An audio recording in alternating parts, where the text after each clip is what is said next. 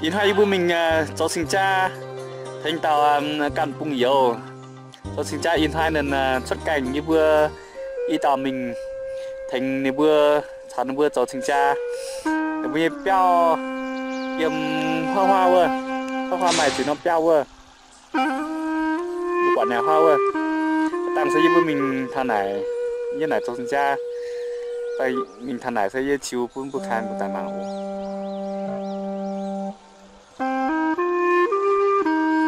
nãy mấy ổ